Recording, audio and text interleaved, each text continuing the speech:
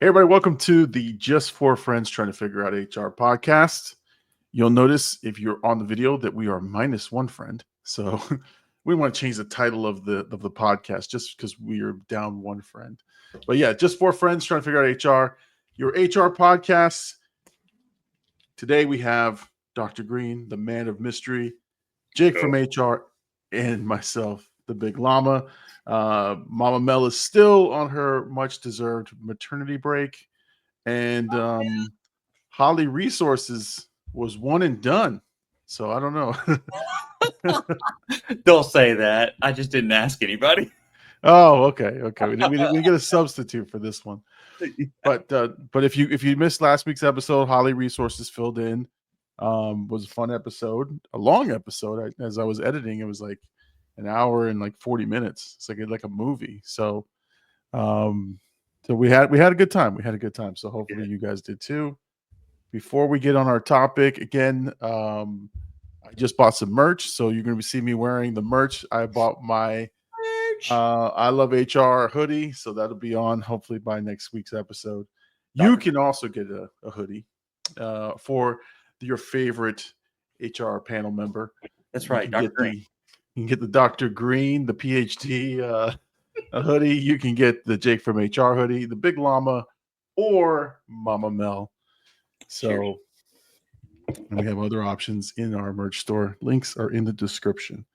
All right. So disclaimer about tonight's episode. Disclaimer from me. I just recently attended an HR conference and some training.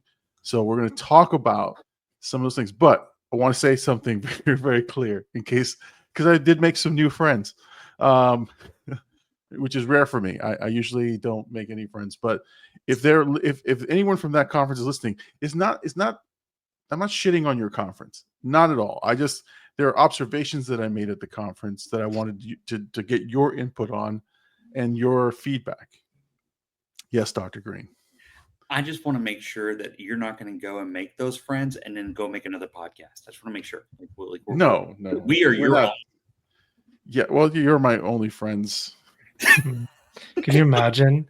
You wake up one day and find out he has a whole nother podcast in another state. It's like he's it's a second family. He flew his second family, and then like the next podcast is his second family. And we're like, yo. Well, but no, a good call out though, since we're going to be talking about conferences as well as I'm sure this conference was not your first, and I'm sure it dredged up a lot of memories from previous conferences. For sure. Yeah, and that's the thing is like, I was thinking about our show, and as I was sitting in the conference, I literally started just doodling topics and things from the conference. I was like, I want to talk to these guys about it. I want to see what their thoughts are, if they have the same experiences that I have at conferences. So that's our topic. We're going to talk about that. So to think of your craziest conference experiences, the good, the bad, the ugly. But I will say it was for me, the conference I went to recently was very informative, very good. So very interesting. So I got something out of it. But there are obviously conferences that we go to that we see certain things. And first of all, there's a new phenomenon that I realized that I made fun of at first, but then I was doing it myself. It is taking pictures with your phone of the slides from the presenter. I've never experienced, like up until this point, never seen that. But people were doing it like often. And I was like, what the? It's like taking a picture of your kids at a recital at a school or something. I don't know. They'd stand up, they'd take the picture, they'd be in your way. And then some people had iPads and giant laptops. They would lift up the laptop, take the picture, and bring it back down. Whatever happened to just taking notes or getting the slides sent to you? I don't know. Have you guys seen this before? And I started doing it myself. Towards the end, I was like, oh, that's a pretty good one. And I started to go, holy shit, I've been infected. No, I've never done that. I'll tell you why. Because usually when I have that AI recorder, it just records the and makes my life easier. So we don't have any what do you call that? what do you call that when you get money from that's not our Grant? advertisement, is not AI. So Oh. please feel free to ask us to do it. We'd be glad to bring that in. AI recording for your conference. Oh, Jesus. No, we talked about AI in the conference, which was pretty good. But have you done that? Have you ever taken a picture of like a slide or? I have. I've seen it and I've done it. And in my defense, I have a terrible short-term memory. You would have thought that I would have been a very adventurous person at a young age, but I didn't dabble in all that, but my brain thinks I did. So if I see a slide that I would love to reference that has a lot of information or some bulletin points that I want to go back and refer to later, I will take a picture like there's no tomorrow. Now, if they say we're going to send this slide out or the slide PowerPoint presentation is available to you via this link later on at the end of the conference, then no, I'm not going to take pictures of it if I can go and access it. But if they don't say and you don't know if you're going to have access to it, then absolutely, I get it. I understand it. And not all of us have a PhD and can recall things that happened when we were 2 years old. No, I just, like I said, I hadn't up until this point hadn't seen it in a conference, and then I saw almost everybody doing it, and at first I was clowning it. I was like, "Yeah, what are you doing? You doing take these pictures?" And then I started doing it. And I go, I get it now. I understand it. Like, and what I was doing is actually, so I went with another HR coworker, and we broke off into different classes. So if I saw something like, oh, this was pretty interesting, I took the picture, sent it, and said, hey, check this out. So I was like, oh, it's useful. It it makes sense. So what I had started to make fun of, I adapted really, really quickly. So you adapted and overcame and became. You know what? But you made a comment. I want to call something out. You've never seen it until now. Right. And I think it's because 10, 15 years ago, maybe even, I'm going to say even 5 years ago, people were very discreet about doing it. They didn't want to get caught. They didn't want to be seen, whether it was fear of infringement or, they want to be judged. Now with all the technology and the resources that are available, people are not shy anymore. Plus you have new generations that are in the workforce now. Obviously some of the older generations are still using their laptops to take pictures. Yes. But you have a cell phone. And then of course they have the new glasses now where you can simply just take screenshots from your eyewear. So you don't even have to use a phone anymore. Yeah. I mean, so Dr. Green, you're frowning upon this. You don't like this practice. I guess in so many ways, I guess it depends on the audience, number one, but two, it also depends on the presenter. I'm a happy-go-lucky kind of presenter. I make the training fun and exciting and all that good stuff. So naturally, you'd probably see people up in everybody's business, taking pictures of my slides and all that good stuff. But then if you have somebody who's just calm, timid, you probably have a lot less people, but that's just in general. But I still think that you should show respect, but know your audience. So that's my advice on that. And who the heck picks up their laptop to take a picture? You got a phone. You have an iPad. Did they have a flip around camera or were they literally turning the laptop around? No. I think a couple of them have. So it's like a hybrid laptop tablet. So they're lifting up their keyboard and everything, and they're like clicking the button and bringing it down. iPad laptops, kind of like Surface Pros, stuff like that. Yeah. Okay, but yeah, it was just interesting because they brought they bring up their entire everything on their desk. They lift it up. You know what? I want to be the devil's advocate for what Dr. Green said because I do agree. You need to have. I know but I agree with you though. You need to have a level of respect for the presenter themselves as well as the audience that's sitting around you because I have sat behind people that have no couth and they're like waving stuff and I'm like over here like I look like I'm playing darts over here, like I'm dodgeball or something. Like I'm trying to like see the screen before it changes over so I can actually read it. But the presenters, especially this day and age, needs to think ahead of their audience. Like, you're presenting this great information. Why would you not make it available to them? Why would you not tell them at the beginning, hey, heads up, there's going to be a link, or I'm going to send this out to everyone that's registered. So don't worry about taking pictures or notes. I want your full attention today, and you will get this at the end. Like, make it to where, those people that have anxiety or worry about forgetting what's on the screen, be able to relax and actually pay attention because they know they can go back and reference it later. So to me, that's a little bit, it's a 50-50 on the presenter.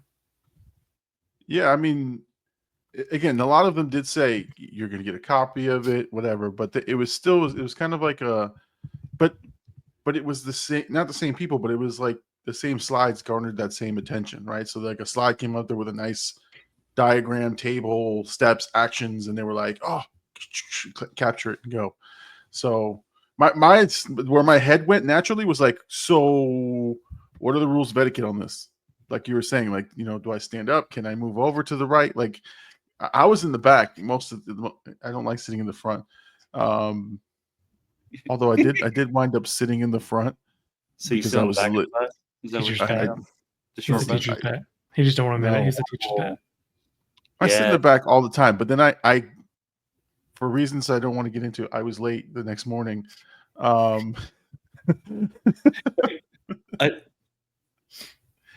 Maybe a couple of Jameson and Gingers might have been involved. Okay, I was like, what? I was sort of late to the first session, and there was only a seat in the front, and I had to go sit in the front. So self-punishment there, buddy. You know what? If they said in the presentation that we're going to send this out to everyone, I think at this point, because some people don't have Kuth, I think the presenters need to start adding additional information, which is we're going to ask that y'all don't hold up your phones and take pictures. What are they doing? Are they like literally in the middle of the meeting, or at the end of that class, sending it to their HR team and saying, hey, get this out right away? It's like, if they're going to send it to you, be respectful. And if I was presenting and I was going to send it out, I think that's one of my rules was I'm going to ask everyone, put your phones down. Put your phone under your seat, put it in your pocket, put your computers away. If you need to use any technology, I'm going to ask for y'all to step out to give your neighbors the respect due and let them pay attention. Let them listen. Let them take in this information versus worrying about trying to capture it so you can use it in 30 seconds when you're going to get it at the end of the day or at the end of the week. Right. Okay. Show respect. Some respect. Just put some respect on that presentation. Yeah, put some respect on that presentation. I think presenters are so worried about offending their audience, and honestly, I get myself in trouble with being too blunt sometimes. But I think especially with these newer generations that don't have common sense. I'm sorry. I mean, it's the older generation too, but it's more population of the younger generations that you have to point blank tell them, do not do this. Do not say this. Do not act on this. Because if not, they're just going to do it. And it's like, okay, put your phones down, pay attention. I get it. You need to tweet this slide out to everybody before we get done. Calm down. Take a breath. Yeah, pop a Valium. enjoy the presentation. Well, speaking of presentations, a lot of them, and this is my segueing to my next topic, which is the QR code. The QR code is this is what I see with HR. We find a piece of technology, or like Canva, or like those warm-up games and those icebreakers. We will beat the brakes off those bitches. Like the second we get a new technology, we will just use it and abuse it until it is out of fashion, out of style, and then we find the new one to use and abuse. The new one is the fucking QR codes. There were QR codes for the presenters so that you can go sign up and get your names on their emails. There was a QR code to sign in to get the app for the conference. There's a QR code to order your lunch. It's like everything was a freaking QR code, and I was like, well, goddamn, like I don't want to use my phone anymore. Like I was running out of battery, out of juice. One, from taking pictures, now two, from scanning every QR code that came up. So I think that's the newest thing is like, we love QR codes. Let's just put them on everything. So Okay. I don't know. What do you guys think got a question. of that? I got a question first because you said your phone's dying. Are you an Android user? Is that why? No, I'm an Apple user. What do you got? An Apple iPhone 5? I'm like, oh, man. Look, we talk about calling people out. Yeah, I got a Pro Max, 15 Pro Max, man. I'm gonna need you to get an upgrade phone because your battery's not holding its life. But that's because I'm an advocate for iPhones here. Love it. Would love a sponsor. I don't know. I have mixed feelings about those, Big Llama. Part of me agrees with you. I think they're overdoing it in some aspect. So like today I went to my daughter's school. She starts middle school this year. And I walk in where I'm used to like, here's the registration table, go get your schedule. Here's the clubs, go get information, get flyers. As soon as I walk in, what's the first thing that slaps you in the face? A QR code. Then we go to pick up the schedule. What's the first thing that slaps you in the face? A QR code. Then we go over to get the badge. What's the first thing slapping in the face? There's a QR code. I'm like, wow. I don't remember this being a thing last year. So apparently middle schools are getting into QR codes now. I don't know how I felt about it, but I took pictures of each one because when I get home, I can reference them later if needed. I don't have to hunt down this information. So I loved it, but I also felt like they kind of overdid it on a few more stations than what was required or needed.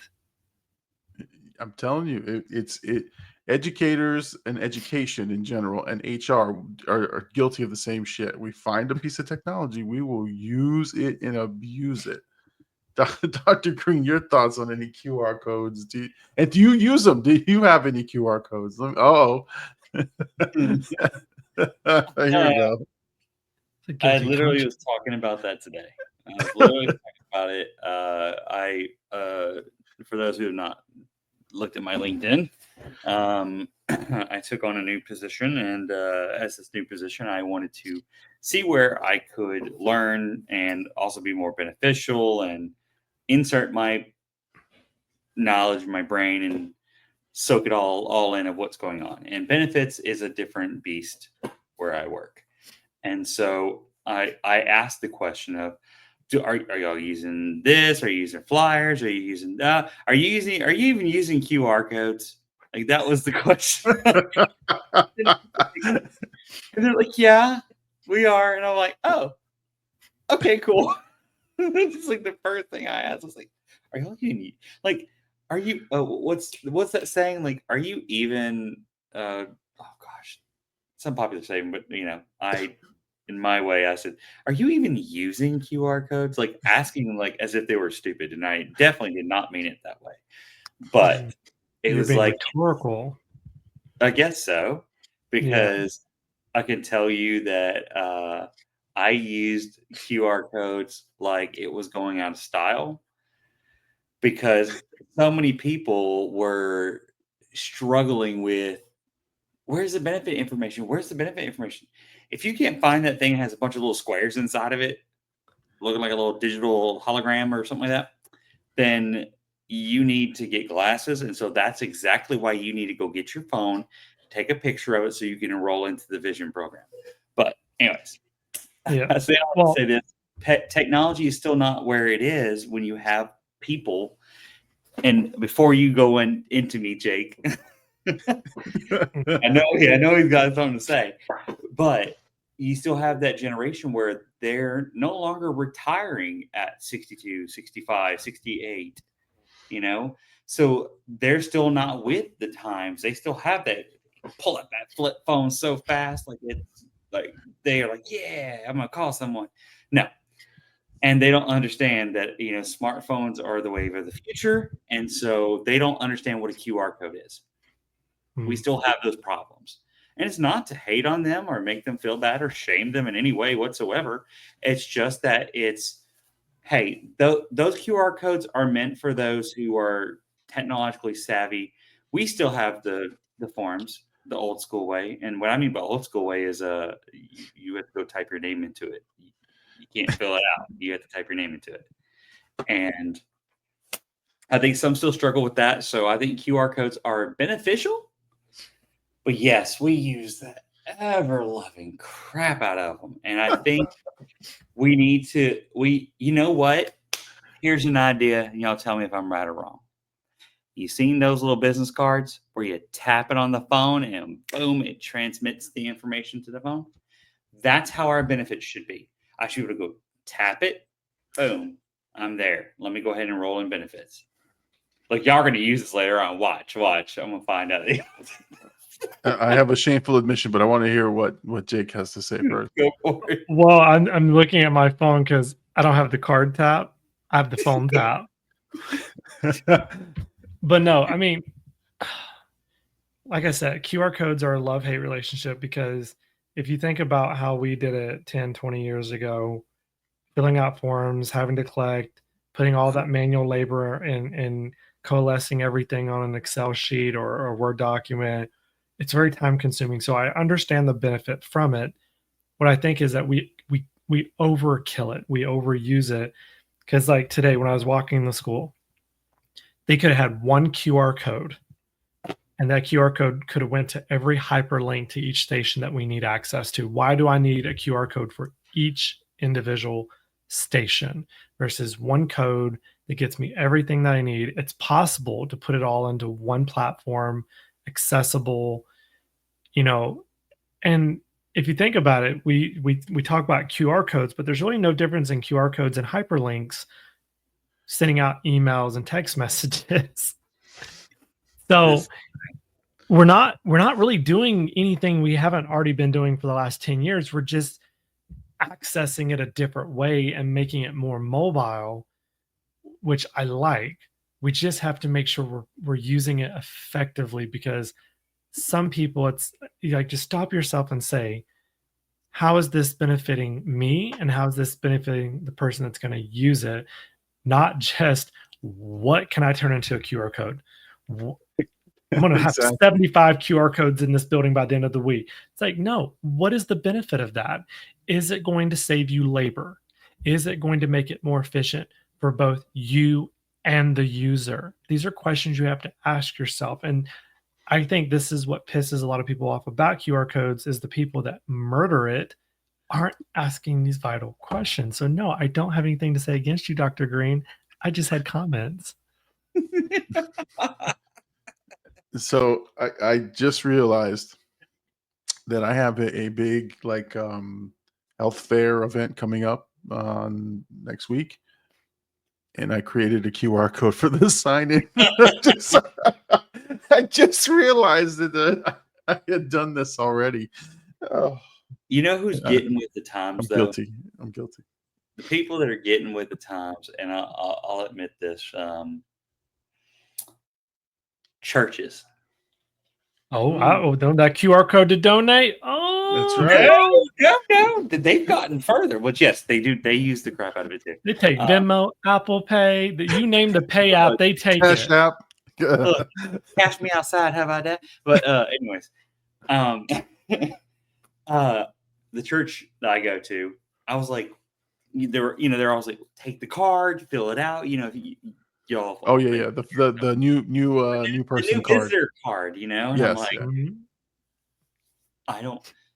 I didn't fill it out when I started church. I ain't gonna fill it out today either, because it was like, get your little bitty pencil from the little pew, grab that little thing, and it's about 6 inches long, and you're like, right on this non-existent hard card stock that is like laminated, whatever. And there's nowhere to write. There's nowhere to write. Everything's so small, the lines are not long enough, and you're like, but it has to fit in the pew in that little slot, and you put it there. And so, and I don't know if y'all tithing, that same tithing envelope has been used for the last 40 years. Just saying. Anyways, so The church I go to now is it's wonderful because it does cater towards a younger audience, and that's where Mhm. that whole tap thing came from. That's what made me think about that, was because it says tap here, because it's basically just a quicker, easier way to, hey, I'm a visitor. Hey, I want to know what's going on, and it just blew my mind that at the church level we're doing that. And I'm going, Right. they said forget QR codes. Let me go tap it. And that'll be the next thing. I got a comment. I might get some hate on this comment, but since churches have digitized so much and have gone and advanced with technology, have y'all noticed that the group of ladies over 70 don't exist as much in the churches because they don't need them to put all that information together at the end of the day? Oh, the poor old ladies. No, I'm serious. Like every church I used to attend throughout growing up, there would always be those older ladies. They're retired. Yeah. They can barely move. Their only job was to put their only job was to take those cards and accumulate them into the master book and put everything together and do the work. It's kind of like young Sheldon, that lady that smokes and coughs consistently in Young Sheldon. They all had that church lady, if not multiple of them. But as they've digitized, you don't see that anymore. Their staff is young generations or people that might be in their 30s. Yeah. No, you know where they've moved to? The church security operations. Some guy that I could probably knock over with my elbow. He's got the earpiece and he's running security. He's running point on security. Anyway, you joke, but I've seen churches that have security. I've absolutely. We have it. It's such a big church, but you tell me when you hear somebody on the little thing going, "Oh, grandma's got. Oh no, she's taking a run for it. She's running for it. Uh-oh, she's done stole the bulletins. Grab her." Well, moving from QR codes and churches and tithing and old people providing security, no good way to segue into this next observation. The Stanley Cup, the Stanleys have become a status symbol, obviously, of anybody, but in a conference, you could look up and down the rows and see the tables that have all of the Stanleys that they brought in. Everyone's got one. Yeah. No, and I didn't have one. I had the plastic water bottle. I have this. I bring this with me, and I put it down, and then I look straight down the aisle, and everyone's got either a Stanley like cup, whatever. Whether you have a Stanley or not, I don't give a shit. I'm just saying. Knockoff. We call it a Nanley. A Manly. A Nanley. Knockoff. Knockoff Stanley. Is that what you're saying? Knockoff. Yeah, Stanley. But they're all the same. It's like 32 ounces of water it holds. It's got a big ginormous straw, and they're on the edge of the desk. Like, are we all drinking that much water? First of all, and is it the status symbol? I don't know. Let me bring it to you. I saw it and I called it the Stanley Cup catwalk, because if you walk up, you see it. Whoever invented Stanleys should be in the same bucket with pharmaceutical companies. Because they take product that costs dollars, if not cents, and then charge you 1,000 times more for it than what it's worth. And don't get me wrong, I love me a Stanley Cup. That little mother effer will hold ice and keep your drinks cold or hot for days. A true Stanley. Yes. I love Stanley Cups, but they're so expensive. And it's now become all the rage with people carrying them, with people selling them, with, making it a gift to raffle. I think it's vastly overrated because, first of all, Stanley Cups were, in my opinion, primarily designed for cold drinks, even though they work well with hot drinks. But why? Why? I need to know, what cult am I missing that I didn't join that made this so amazing? Because I can live without my Stanley. I'm okay with that. I can do a plastic cup from 7-Eleven. I will survive. But then you have those people And they will die without their Stanley. They got to have it in an HR conference or they can't make it. And I'm like, where's this cult? I think it was at your conference. It's because in their Stanley Cup they really have a vodka and ice inside of it. So you know what? I would respect them more. I would respect them more if I knew that was what was in there, but I know it wasn't. It was their green lattes. Well, I mean, listen, I don't know what's in their cups, and I can't judge people for what's in their cups. But at the conference, at the pool, everywhere I went, Stanley's. Everyone had one. Kids had them. Little kids had them. I'm like, what are you doing? This cup is bigger than you. And they had them walking around. So I sound like an old man when I say these, but these are my observations. I'm sitting in the back. I'm listening to this speaker. Maybe it's a topic I already know about. And I start writing down. I was like, why has everyone got a Stanley? Like my brain went there. And so. You know what would make it better, though? If it was Stanley with a QR code on the side. You know what? I bet you anything it exists. I bet you it does. Absolutely. I know it does. But can I segue further into your thoughts? Because sure. I went to this conference and it was a lot of more HR psychology kind of stuff. And I loved it. The sessions lasted for like 15 minutes. You got a 30-minute break, 15. It was so great. I loved it. And free food. Remember, HR people do like to eat food. We do get hungry. We just forget to eat because we're dealing with all the problems of the world. But anyways, outside of that, I remember looking down 4 or 5 rows of black curtained, black tabled skirts. Everything was black. Yes. And then you had their big old people who the companies had their big old signs hanging from like this pole that looks like a shower curtain rod that's barely hanging on. And I see, for example, companies like UKG, Salt. Salt is another one. That's an interesting one. He's the guy who created Paycor. No, it's where they pay you ahead of time. You can get money ahead of time. There's a few of those. This one's called Something Pay or Pay Something. And anyway, it's green. Daily Pay.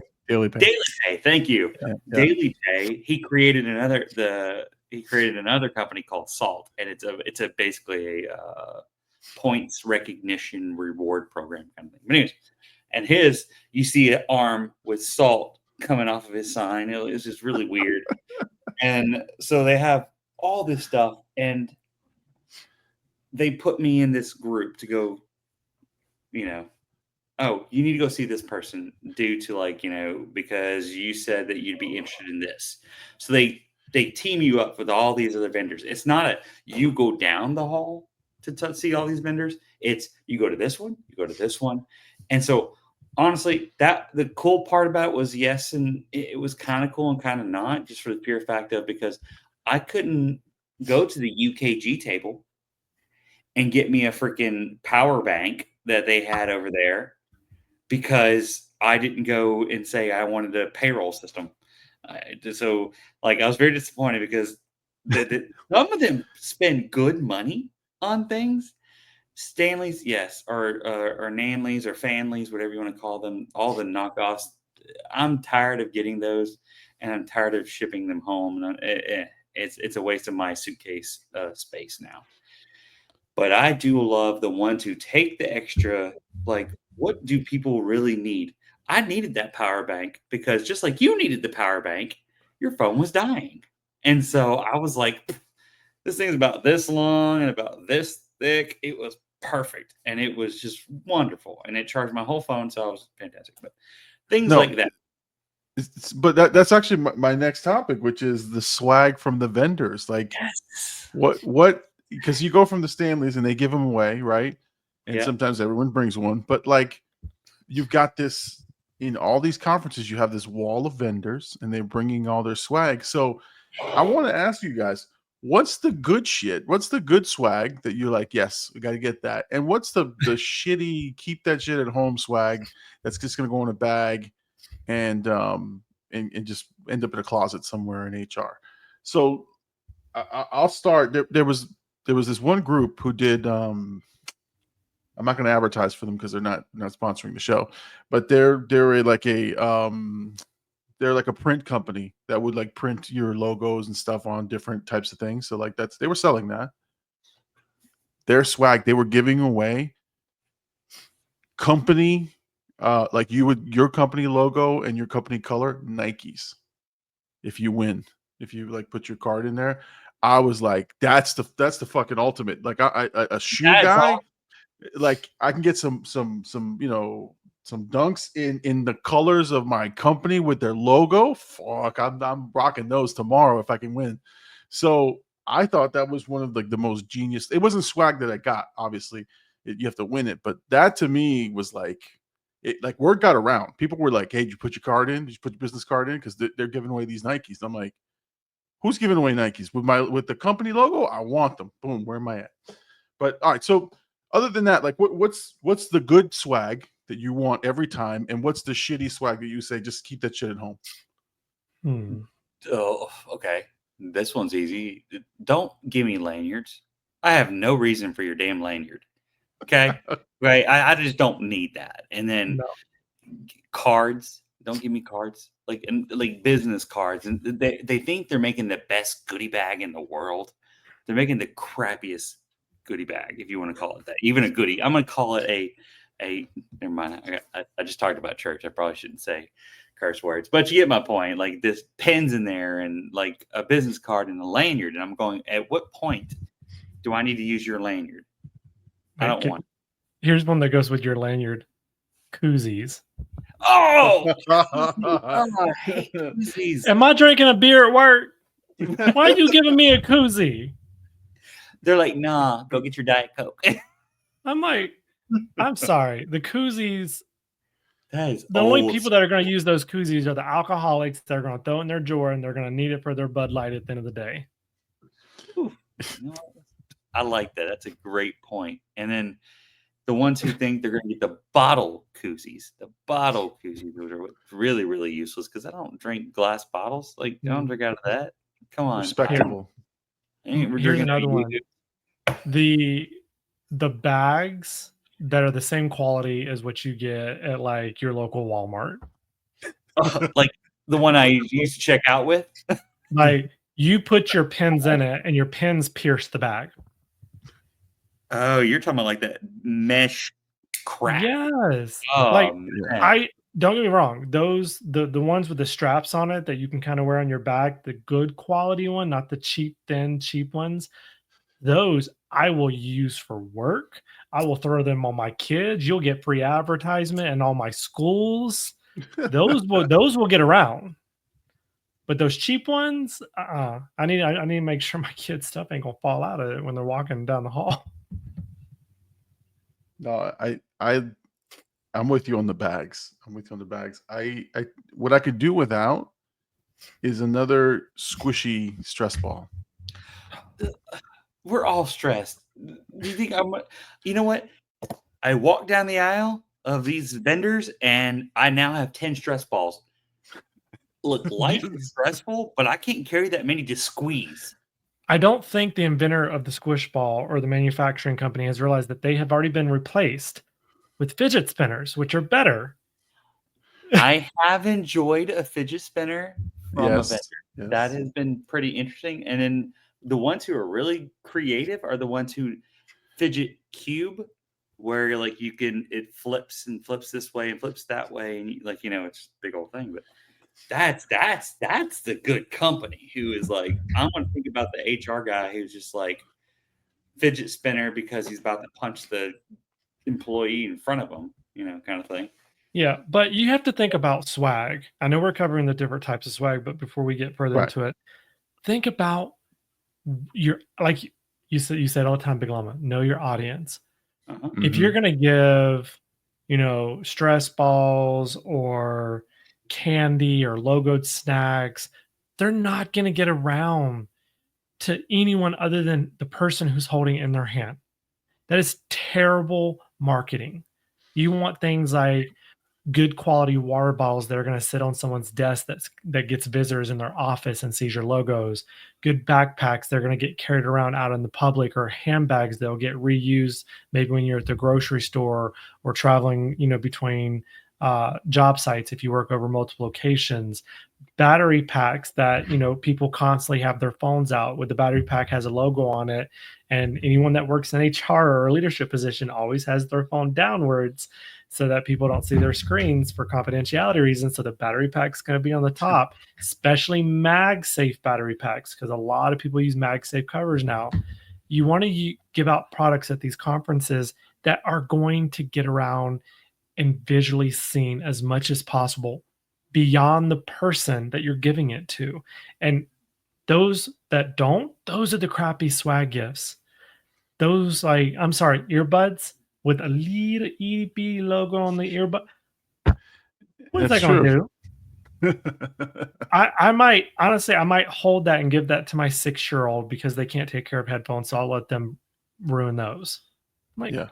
You know what? And I'm glad you were talking because it gave me a few more swag gifts that I just think are absolutely dumb. Don't give me a keychain. I'm not putting on my damn keys. Yeah. I'm just not doing it. And then I might, you know what? I might steal the silver. I'll steal the silver ring off of it and put it because I right. You use it with regular keys. Yeah. Yeah. But flashlight.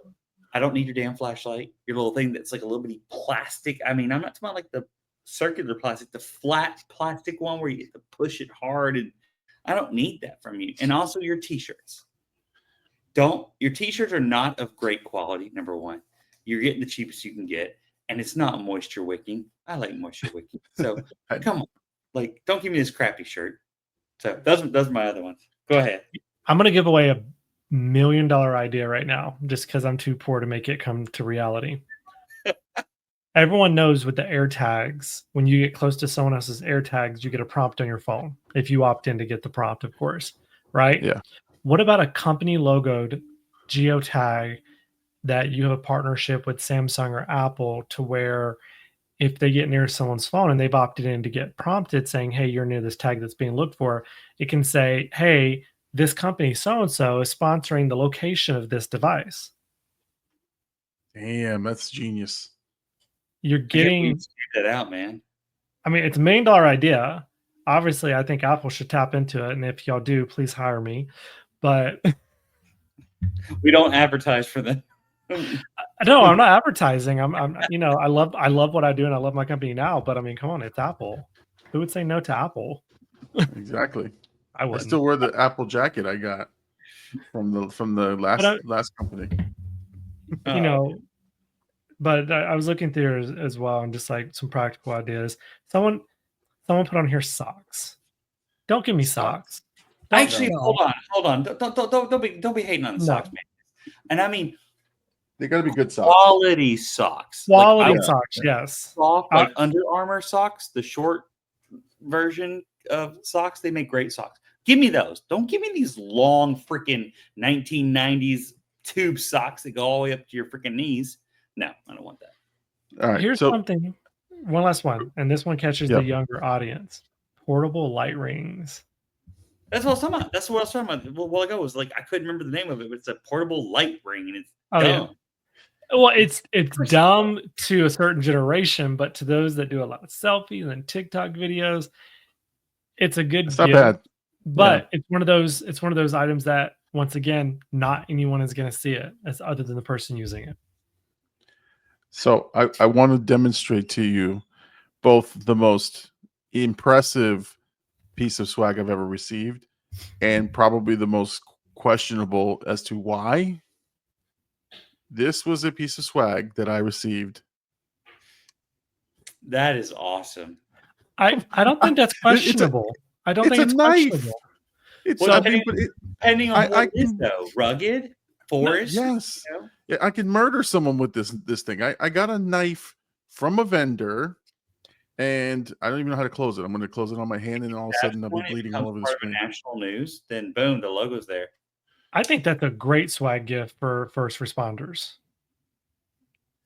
I mean, it's got the seatbelt clip here where it opens the seatbelt. But this knife is dangerous. Like, don't give this away at work.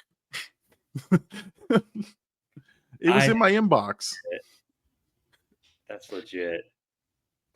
It is. I'm trying not to show the logo on the on the video here, but it's hard. What about your biggest swag gift? Like, what's been the biggest swag gift that you've ever received? And I don't mean it can be monetarily, but I mean like physically big. Shit. I got a Yeti cup. That's the most expensive one I've ever received. That's pretty good. Full-size Mountain Dew reach-in cooler. Ooh. Dang. Okay. Like 4 feet high, round. The lid's plastic that lifts up. It's got the drain pipe in the back. Logoed Mountain Dew all the way around. That was the largest swag gift I ever got at a conference. And I put that in my rental car and drove that home. Smart man, number one. That's pretty awesome that you got that. I was first thinking you were talking about like a Mountain Dew fridge. That's what I thought you were going. And you said the old school plastic lid. Like that's from like the 90s, baby. You pull it in and put your hand in there with all the ice and grab the drink out, shut the plastic lid. I had that thing for like 10 years. It stayed in my garage. That was the best thing for parties. He had vodka and ice in his cup. Yeah. But yeah, no, I think the biggest one I had was a cooler. Yeah. So. I gotta say, I got a Yeti cup. That was great. And I actually walked out with 4 of them. So it was like the whole family. Well, after the event, there were boxes upon boxes, and they were like, take some home. So I took some Yeti cups home. So everyone in the family has a Yeti cup, but it's under the logo of whatever that company name is. So I'm looking. Oh yeah, another useless one. I don't want your mug. I don't mugs, cups. Oh my no, tea bags. I had someone giving away tea bags and coffee bags that were logoed. I'm like, is this a hotel? Oh, exactly. We're at a hotel that has these things for free, or for the most part. I was sarcastic when I was at their table. I said, "Oh, where's the hot water?" They just looked at me. I said, "You're giving away tea bags and coffee. Where's the hot water?" How about the plastic sunglasses? No. But they were a hit, though. They were a hit. Everyone wants them. Everyone wants them, but they never fit my fat ass head, so I never grabbed. You do got a big head. Well, thank you. I think that is a compliment. Yeah. Know your audience. Know your audience. That's all I can say. One more that's really good is the charging stands. Charging stands. Yeah. Where you put Apple Watch on it and it has a logo right there. And then yes. Because you'll use that. You'll use that over and over again. You'll use the crap out of that, and you'll probably put it in your office. And that's what I did. But like, give me something good. Give me a grill set. Like, give me put your stuff on a grill set so I can use it. I mean, something that's useful. You know, like just a portable air conditioner. Put your logo on it. I'll take it. Look, here's one of the stupidest ones I can think of that goes along with the freaking coffee bags. A refreezable ice pack. Oh, those are good. I don't know because and I don't mind saying it out loud. When doing the weight loss medication, they send you the ice packs, and I ended up, by the time I got done, I had like 8 or 9 ice packs that had their logos on it, and I'm like going, I had to get rid of them. So like it was good for the moment, but I have a 5-year-old who always gets hurt, but he likes the colorful ones. He likes the green one and the blue one. Yeah. So I don't know. It may be. Listen, and never underestimate the candy that's given out in some of these stations. Don't get me wrong. I think some of them are really good for attracting that one person. but you've got to make sure you have things available that are designed to get beyond them attraction.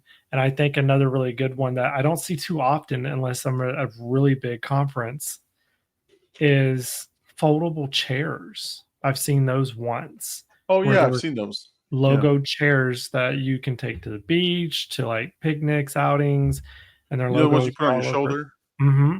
Those Yeah. are really great because it's a lot of advertisement, especially in cities or locations that have a lot of public events. The flattened ones, you know, like the ones that you can sit on like a stool kind of thing. No, like full-fledged, like you spread it out. Yeah. Well, to me, I've actually seen it like where they have the full back, the armrests. Yep. And never underestimate a good umbrella. A good umbrella will, like, if you have a nice size umbrella, that's good swag. Yeah, but be smart. Get the types of umbrella that can be used both in rain and sun. Yeah, it's true. Okay. Because no one can see it in the rain. Well, as a track parent, I use umbrellas throughout the summer. So yeah, because you burn where you live. Yes.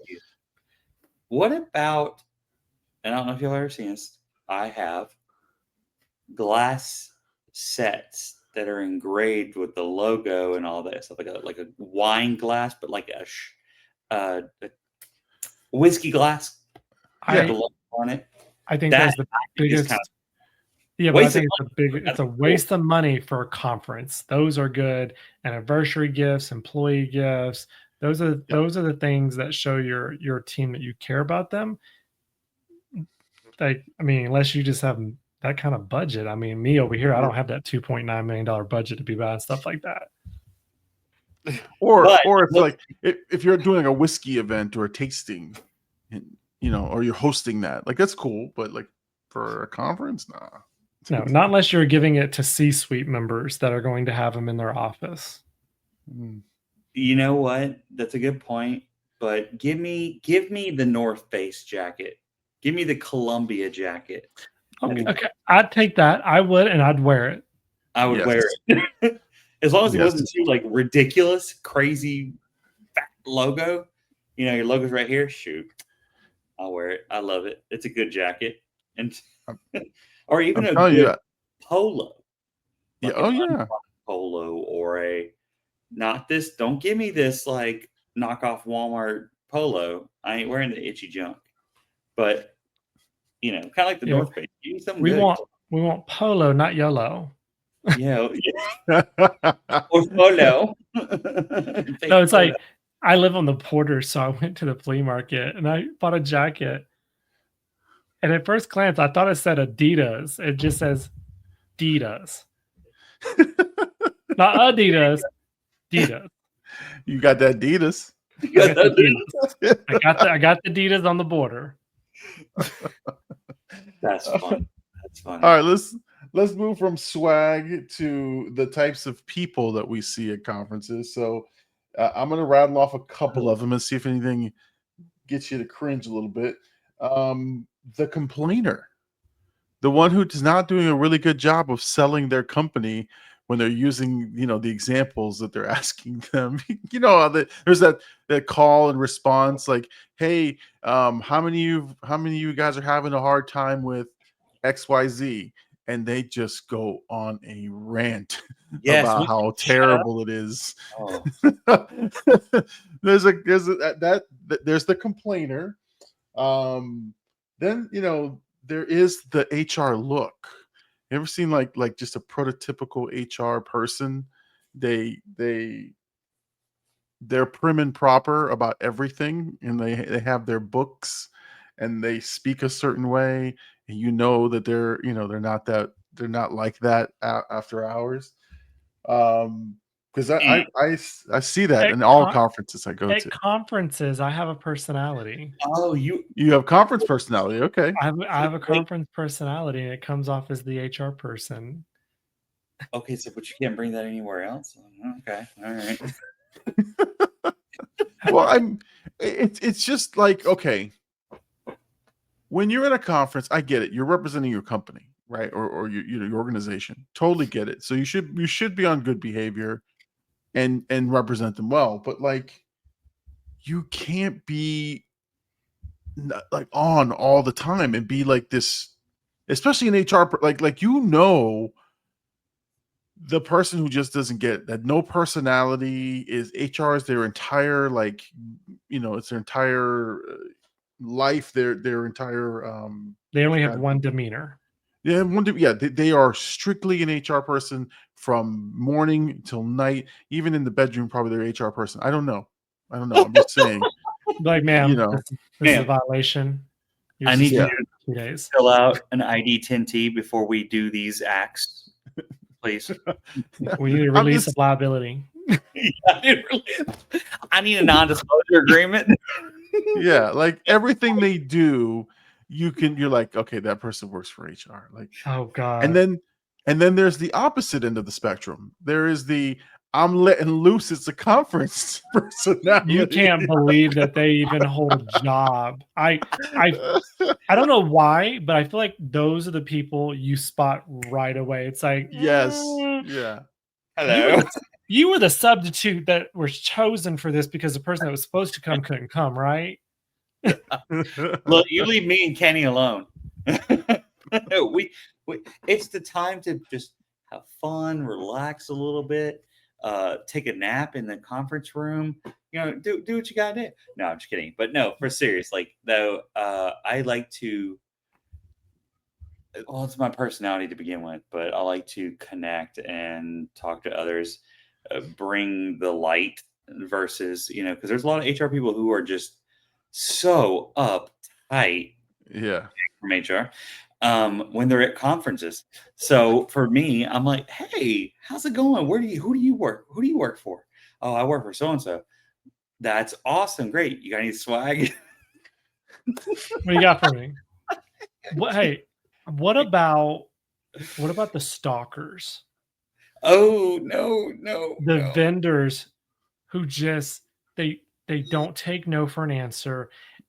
And God, like, you cringe when you see them coming towards you, because I've been at a conference before where, like, I'm walking by a table, they're calling me, I'm like, no, thank you. I come back, they call me again, I'm like, no, thank you.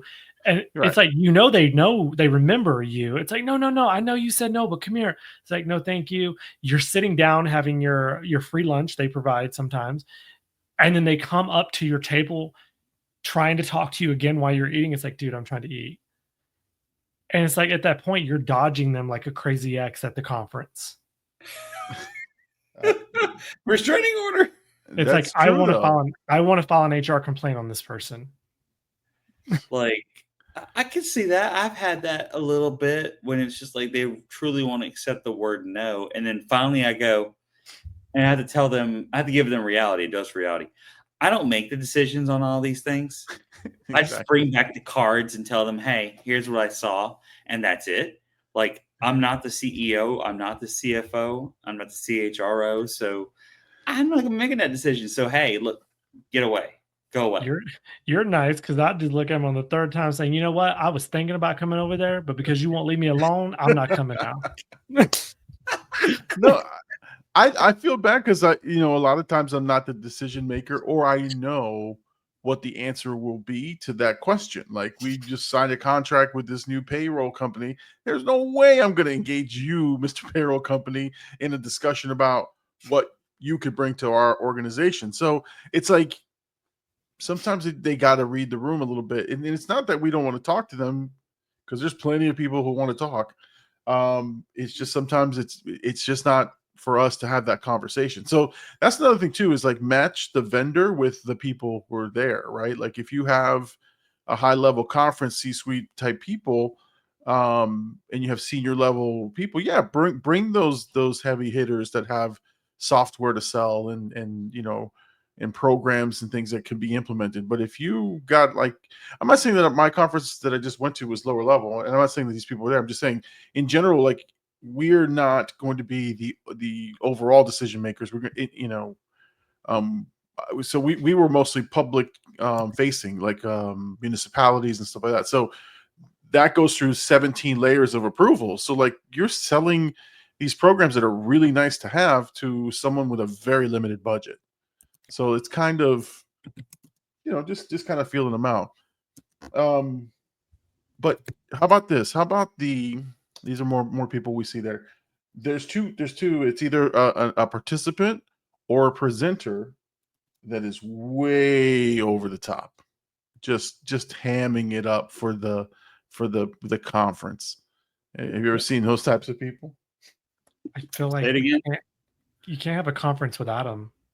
The presenter or the attendees that are just way too extra, way over the top. Like they're on their deathbed, and when they walk out that door, they're dead. So they're giving it all today. It's like, what kind of conferences are you going to? It's not a lot. It's not everyone there, but to me, those are the ones that I've literally sat in presentations where I've gotten up and I've decided, you know what, I'm just going to go ahead and just exit out of this one. This one isn't for me. Not because the topic wasn't something I wanted to know, but the presenter, it was like they just snorted a line of Coke before they came in. Like, dude, calm down. No, I've never dealt with that. Well, it's theatrics, right? It's well, apparently they were not. They were not a thespian in high school, apparently, because they weren't taught the right tools. What about this one? This is the one that we all have dealt with. I have a question in the middle of them talking. I have a question, and you're like, God, what's this person going to ask? And you know, it's a long freaking question, and they won't let it go. Or it's a question that was already answered. If you would have just been, if you would have took a picture of that slide, ma'am, you'd have the answer. But then my next problem that I have with that is that they're the same ones that keep asking more questions when all of us are going, she's got 3 slides left. We've been here for 30 minutes. Shut up. Just shut up. But I need you to ask privately, damn it. The liability to me falls on that presenter, because that presenter should have enough common sense to say, you know what?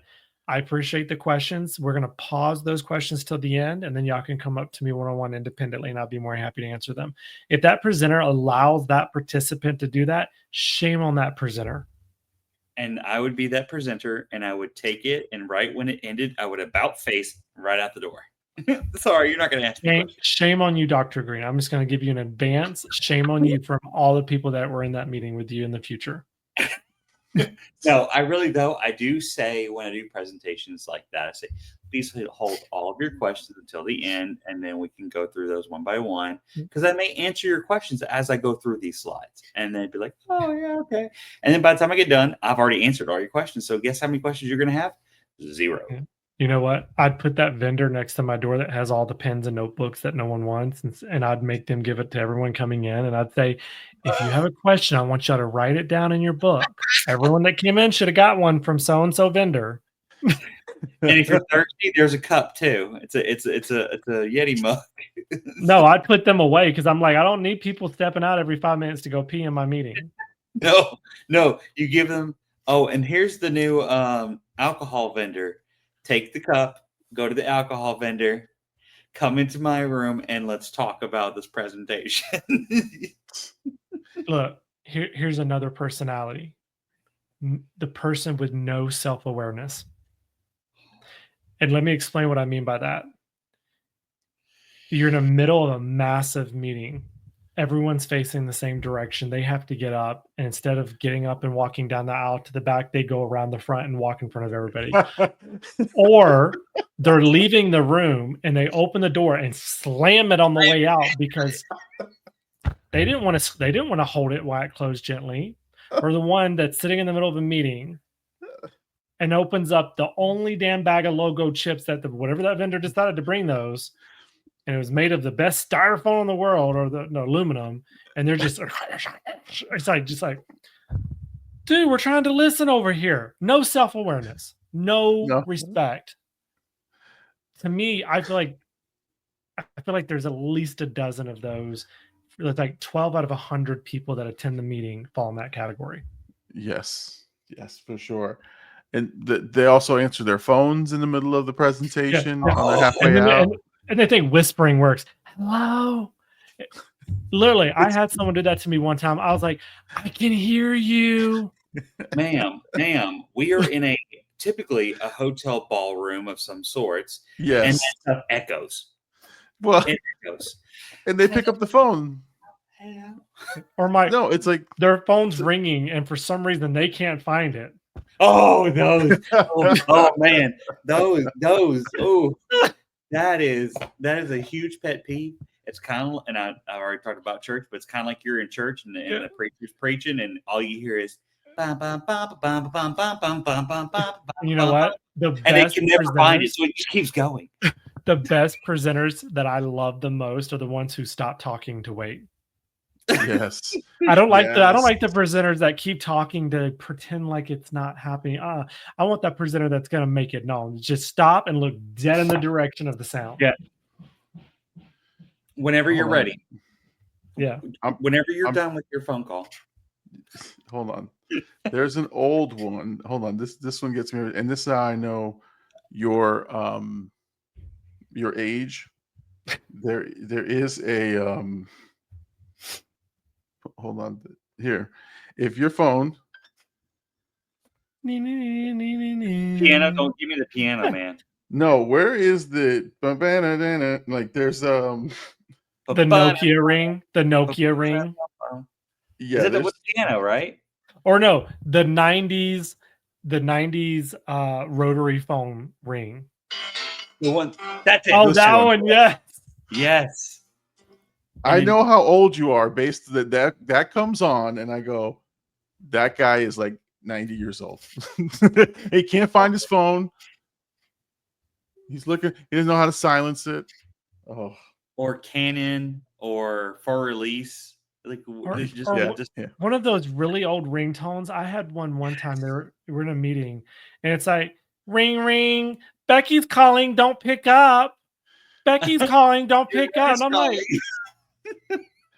I'm like, is that really your ringtone for them? I hope they know that. Damn it, Becky.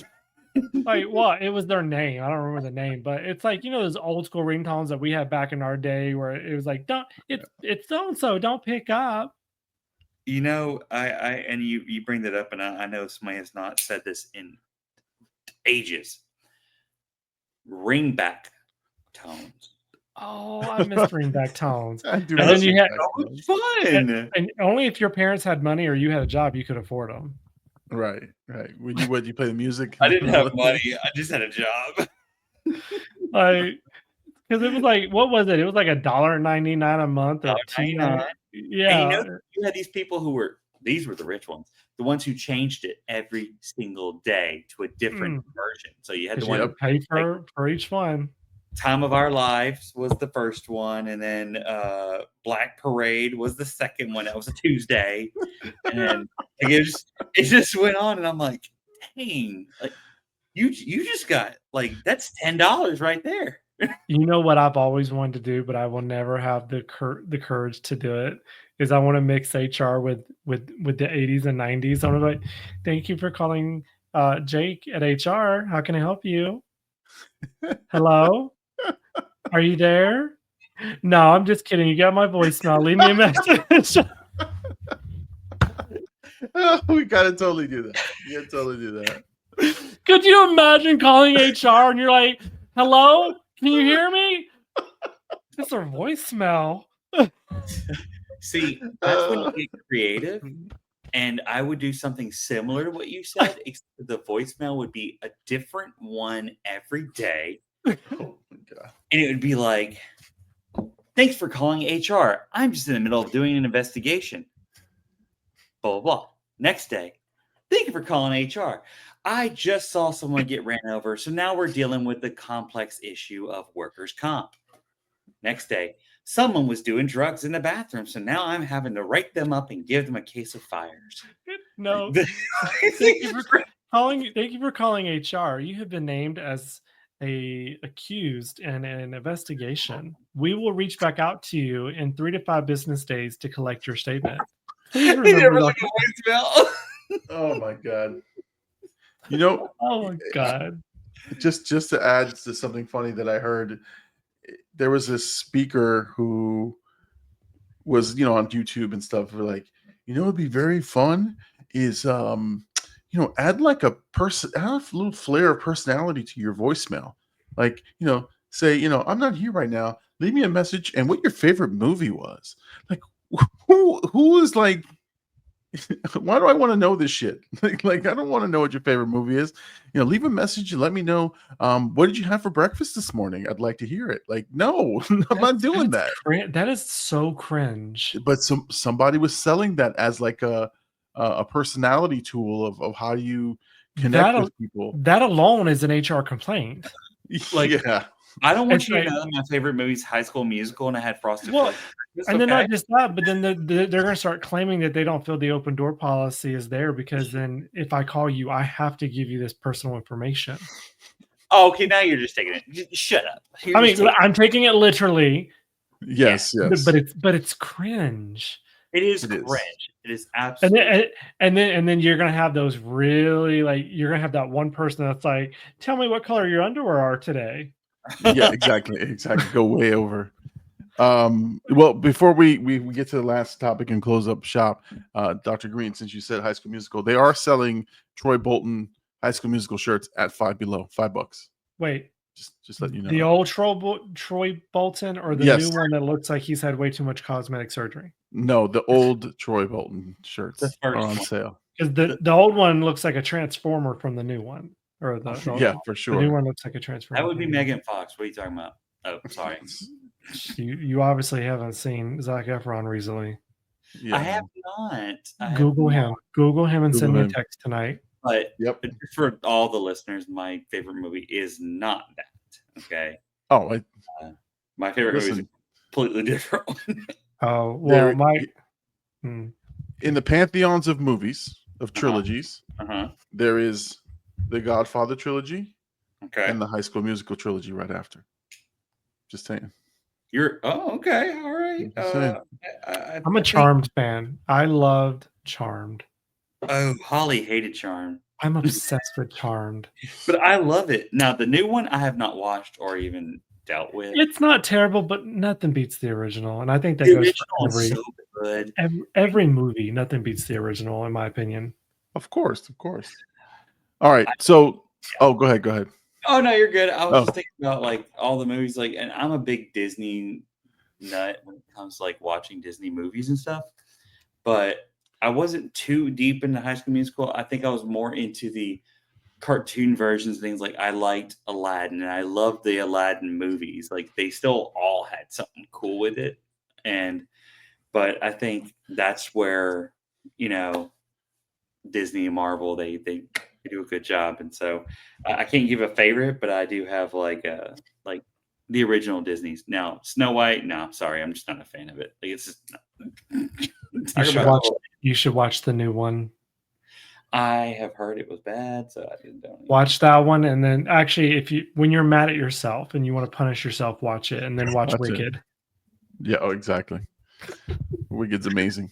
Sorry, go ahead, Big Llama. All right, so let's wrap it up with on conferences. Obviously, food is served usually at a conference, breakfast, lunch, and dinner, and then there's the occasional after party or happy hour, cocktail hour. So question obviously is, what is for you, right, an acceptable offering for breakfast, lunches, or dinners for said conferences? And then on the after party, do you go? Do you drink? What's your routine? Yes and yes. I would go to the after party because usually the after party has free booze, but that's just because it's free. Now, if you don't be drinking this Taka vodka, okay? Don't bring that. Or what is it? What's the one that's the low version vodka? The potato vodka? Just the bad brand. Everybody has this is the lowest, cheapest brand that Isn't it Beefeater or no Smirnoff? I'm just trying to think. Yeah, no, I know what you're talking about. Lower than Smirnoff, but you get my point. If you're bringing that to the after party and that's what you paid for to give out to your people, no. And the other thing I have a problem with is do not bring me to a conference or it's so nice, it's great, and then you give me powdered eggs. I know the difference. I was in the Army, damn it. I know what powdered eggs tastes like.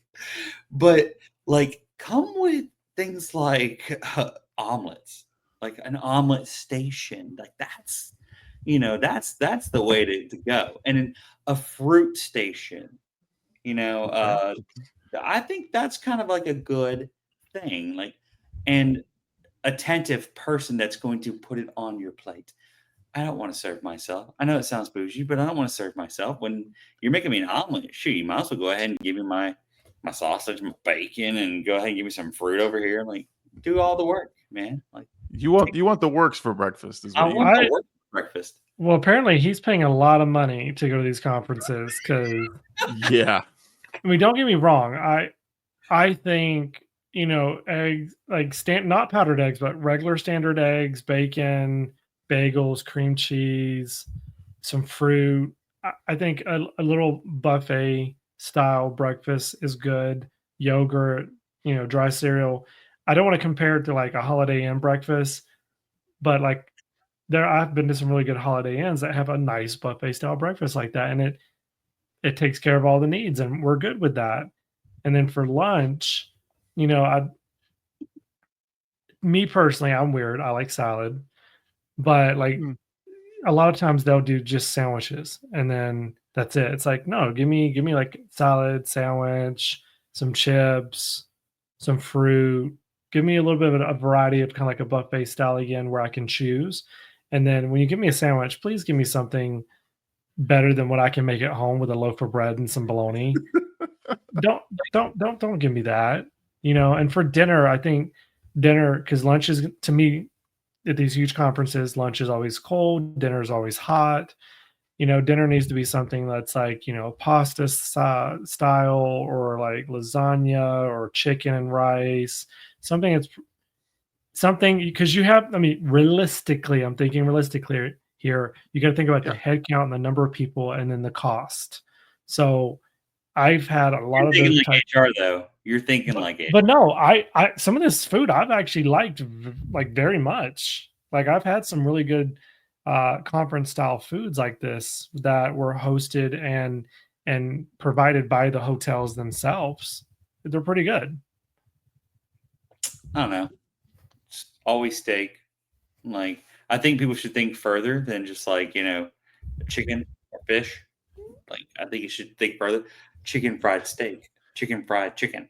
Get a little fat boy love in there, because I'd be down for that. If you want me to give you my Christmas list, let's throw some Ruth Chris in there for dinner. Yeah, exactly.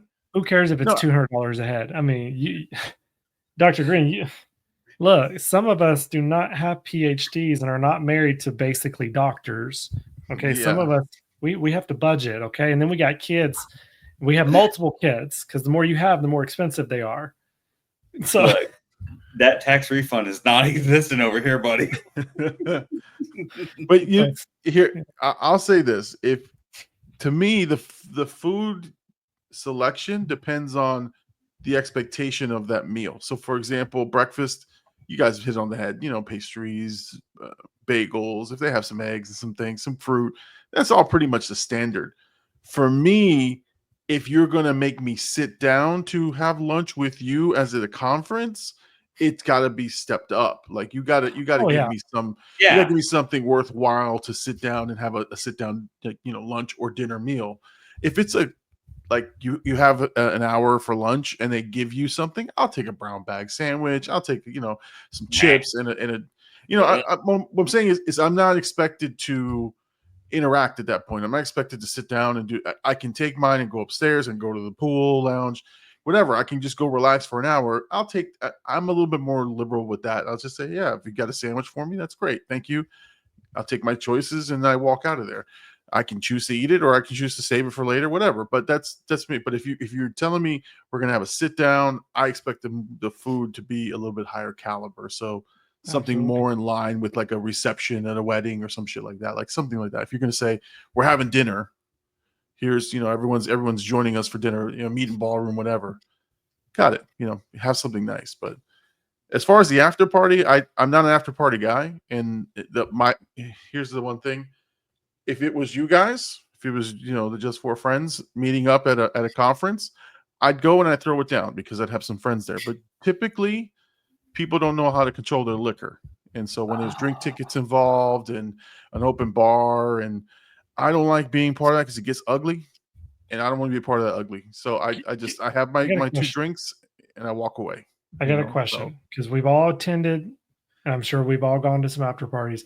Is it just me, or is some of those conference after parties about as worse as Plenty of Fish?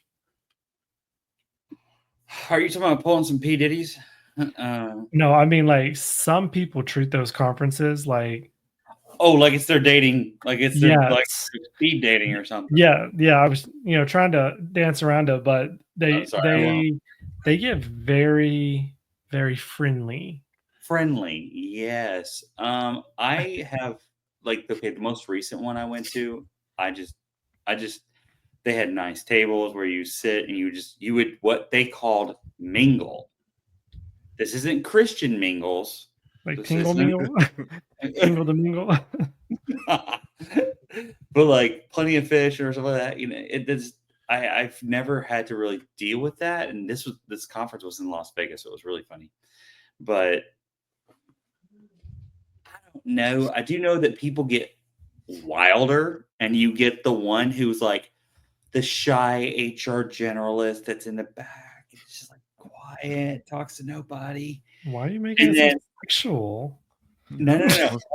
Hold on. Doesn't talk to anybody. And then, boom, 3 drinks in, they're like, woo, on the table. A couple of Tito's later.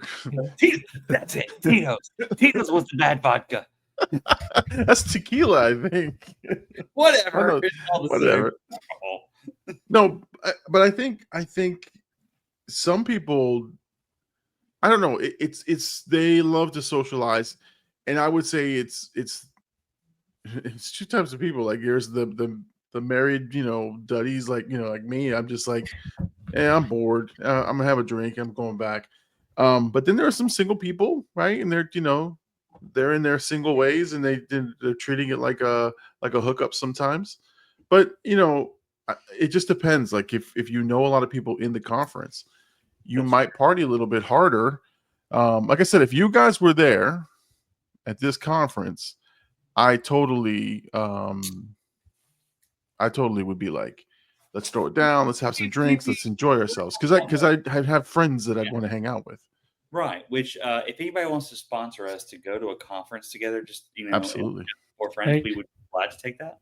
We would love to go to the Sherms 2026. They've already announced the release date. He's a fan of Sherm. I'm going to be honest. I'm just not, because me and Sherm don't align very well. But that's okay. But if it was paid for, you'd go. If it was paid for, you absolutely think that I'd be like, Sherm, you're killing it. Yeah, good stuff. But I believe in PHR, so that's the only reason why. So it's not that I don't like it. I'm a PHR kind of guy. Look, Sherm, PHR, the United Institute of HR, whatever your thing is, pay us. We will be there, and we'll have a good time. We'll even do a podcast while we're there and cover it. Yes, and we'll cover the conference and talk about how this was like a dating hookup place. Yeah. We're being paid to go, or they're sponsoring us. We don't cover the laundry on the things that are sponsored. That's true. We're going to cover actual topics. Yeah. But then you're going to see Big Llama. It's going to come out that Big Llama was out there the other night, and he was the one up on the conference room table with the Tito's and the happy. I'll walk out with the bottle of Tito's in hand. That's how we'll just set the stage for how this conference is going to go. No, I'm just kidding. But make sure it's in Orlando, because I would like to definitely go to Disney World again. Just saying. Got it. All right, so let's wrap it up. Let's go around the horn real quick. This was a fun episode, just kind of talking about the HR conferences, the different people, the swag, the food, the Stanleys, everything. So we'll start with Jake from HR. Any final thoughts before we wrap up tonight's episode?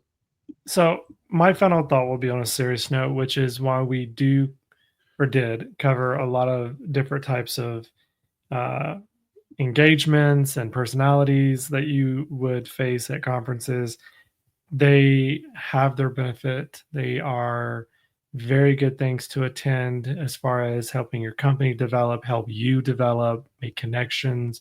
So if you've only gone to a few or you haven't gone to any, definitely continue to put those on your radar. To me, conferences, especially at lower levels, are not something that are handed to you. You have to make it happen for yourself. Mm-hmm. So definitely participate in as many as you can, because while they can get wild, like every good family, there's parts of it you don't like, but they're beneficial. Excellent point. Dr. Green, what are your thoughts as we close? My thoughts is that make sure you're going to the right conference, the conference that aligns with what your needs are. And yes, there are some that just have like an all-in kind of theme, but it's not always about the vendors. It's not always about even your organization. It's about, what are you going to take away from that? Are you going to take away something good? Like, I will always remember this psychologist that was talking about, how we handle HR situations and stuff like that. And it just kind of stuck with me, but I learned something from it. It wasn't just let me go here and go speak to this vendor where they can get my company's money and blah, blah.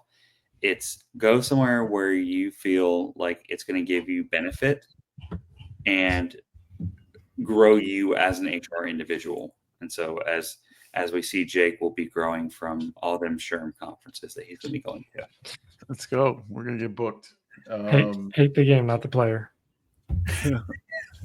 I think for my parting shot, I'll say that it goes in line to, like, go to the right conferences, go to the ones that will benefit you. Sometimes it's a budget thing. Sometimes a budget restraint. You can't go to certain conferences, but there are really good ones that are out there. But make sure it's focused on the things that you need to develop. And the one thing I will say, just being, is because we're always kind of very honest and sincere towards the end of this. Mm-hmm. I'm not a fan of conferences, to be honest. Like, I'm not a big fan of them. I don't like necessarily going to them, but I find there is value. There is value to being there. I think a lot of it is my social anxiety. I don't like being in these big giant rooms with people I don't know, and then they have those forced discussions of, tell me about yourself, how you doing, that type. I don't like that part of it.